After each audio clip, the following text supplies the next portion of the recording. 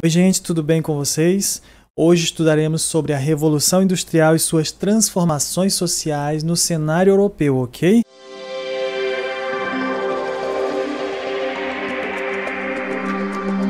Bem, para iniciarmos nosso estudo sobre a Revolução Industrial, é importante que percebamos que as revoluções inglesas do século XVII e o processo de ascensão da burguesia foram fatores extremamente importantes para o processo de revolução industrial, ok? A partir dessas transformações, foi possível que a Inglaterra estivesse à frente de outras nações europeias no chamado pioneirismo inglês, ok? Na segunda metade do século XVIII, houve uma segunda transformação que gerou resultados ainda mais profundos que os das revoluções inglesas. O surgimento de tecnologias inovadoras e fábricas que mudaram o cenário agrário inglês e as cidades que também eram apenas centros comerciais se tornaram grandes núcleos fabris com grande população operária. Esse pioneirismo inglês na industrialização se explica a partir das condicionantes surgidas nos séculos XVI e XVII, com um parlamento composto por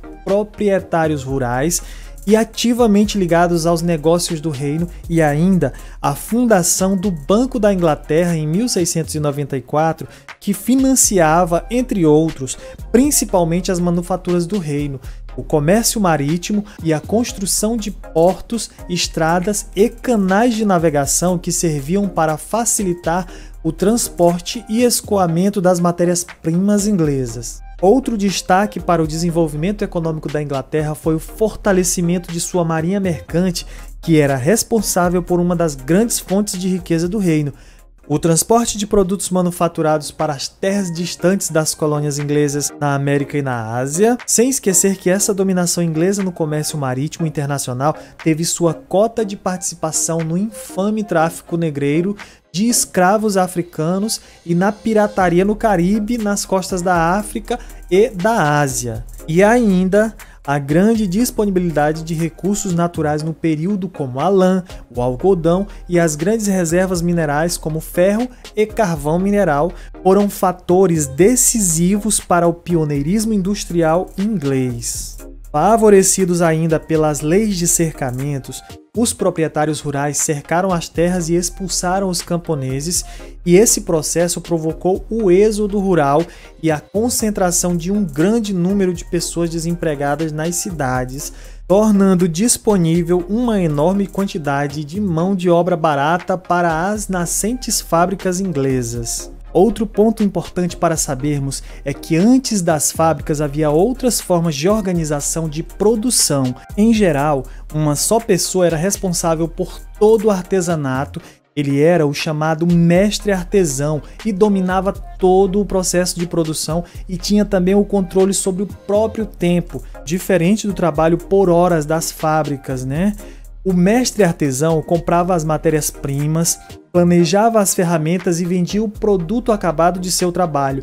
Costumava trabalhar sozinho, mas também poderia ter auxiliares ou aprendizes, de modo que, devido à produção ser em pequena escala, eles atendiam apenas os mercados locais e o custo de produção era mais alto em comparação com a produção industrial. No entanto, a partir do surgimento das manufaturas, a expansão significativa do comércio no final da Idade Média levou os empresários a buscarem meios de aumentar a produção para atender às novas demandas e facilitar seu acesso a mercados mais distantes. Daí, por volta do século XV, desenvolveu-se no sistema doméstico uma forma de organização do trabalho e da produção que permitiu dar um salto na produtividade. Um empresário comprava a matéria-prima, levava na casa do artesão e encomendava a produção das peças. Nesse sistema, o empresário podia pagar um preço previamente combinado e tinha liberdade para revender o produto pelo preço desejado, adicionando, é claro, sua margem de lucro. De fato, esse empresário pode ser classificado como um atravessador. Ele não trabalhava, ele não produzia, ele lucrava em cima do trabalho do mestre artesão. Assim, as relações de trabalho começaram a ganhar um novo formato, onde o empresário passou a controlar a relação do produtor com o mercado. As manufaturas surgiram no mesmo período e passaram a aumentar a produção e o controle sobre os trabalhadores. Eles reuniram os trabalhadores em grandes galpões e eles trabalhavam com ferramentas que pertenciam aos patrões e, em troca de uma jornada diária de trabalho, os trabalhadores recebiam um salário fixo. Com o desenvolvimento da indústria, os trabalhadores perderam a sua liberdade, sua autonomia e o controle sobre o seu tempo. Curiosamente, nesse período, se um funcionário chegasse a se aposentar, considerando a jornada de trabalho pesada que tinham e que diminuía a sua longevidade, era comum ganhar um relógio de presente do seu patrão como símbolo de reintegração da posse do seu tempo. Outro fator importante durante a Revolução Industrial foi a revolução nos transportes.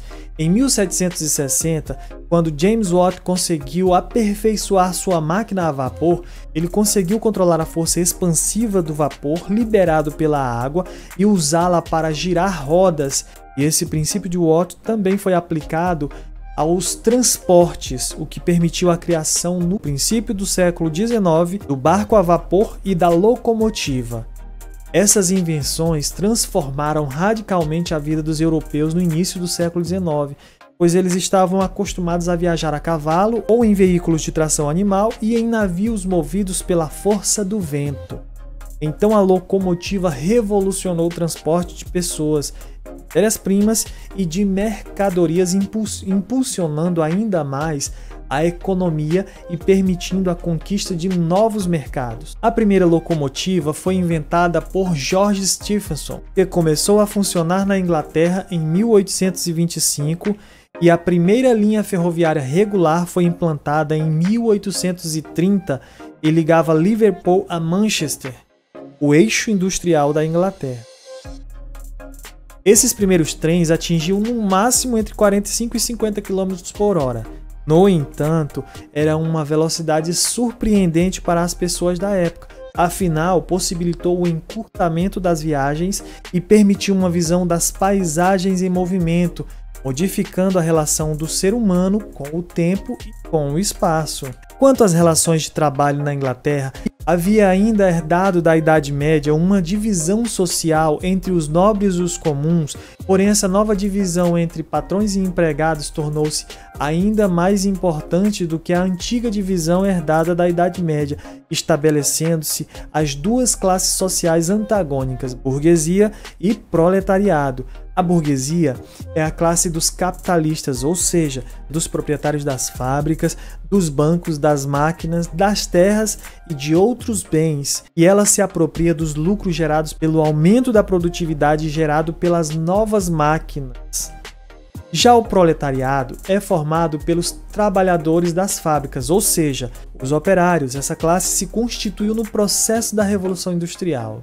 Esse grupo possui apenas a sua força de trabalho, que era vendida ao capitalista em troca de um salário. Porém, esse salário corresponde a apenas uma pequena parte da produção do trabalhador nas fábricas, e a diferença é apropriada pelo proprietário, que acumula a partir dessa diferença a sua riqueza. Quanto ao regime de trabalho, os operários eram submetidos a condições desumanas de trabalho, pois as fábricas eram em geral quentes, úmidas, sujas e escuras.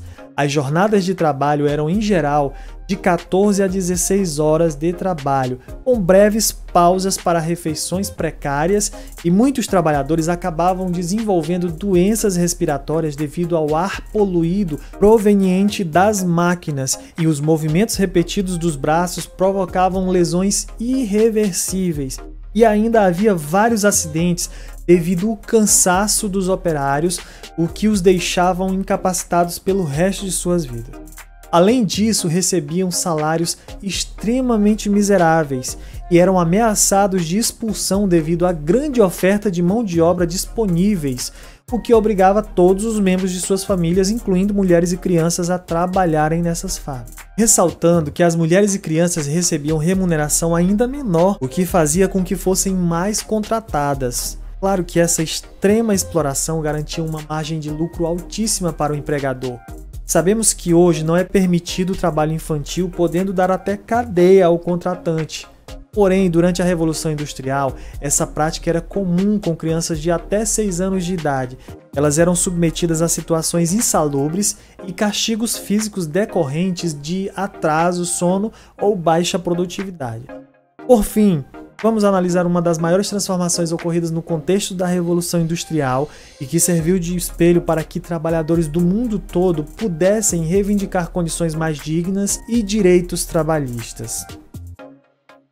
No início da industrialização, os operários não tinham os direitos trabalhistas e nem a organização sindical como nos dias atuais, e leis que regulassem essas relações entre empresas e funcionários ainda nem existiam, o que deixava o cenário propício para todo tipo de abuso patronal, e diga-se de passagem, eram muito frequentes. Então, no início do século XVIII, surgiram as primeiras associações de trabalhadores a partir da reunião de tecelões de manufaturas inglesas. Observem a sacada genial desses operários oprimidos. Eles perceberam que teriam mais chances de conseguir aumentos salariais e melhores condições de trabalho se lutassem unidos. Então realizaram os primeiros protestos dos trabalhadores visando destruir as máquinas e procurando paralisar a produção. O suposto líder do movimento se chamava Ned Ludd. Então os participantes do movimento passaram a ser chamados de ludistas. E o episódio mais marcante desses protestos ocorreu em abril de 1812, quando mais de 50 trabalhadores invadiram uma fábrica e destruíram boa parte de seus equipamentos. 13 participantes foram identificados, presos e condenados à morte.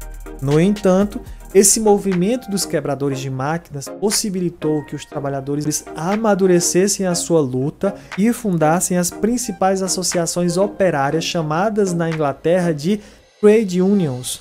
E essas associações, que surgiram no final do século XVIII, são consideradas os primeiros sindicatos. Daí, em 1799, a coisa vai ficar ainda mais perigosa quando o governo inglês, pressionado pela burguesia industrial, proíbe a existência de sindicatos na Inglaterra.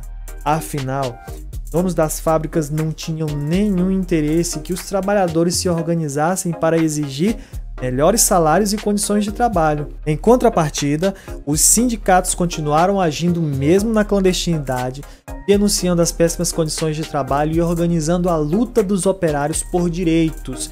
E em 1871, os sindicatos foram legalizados na Inglaterra.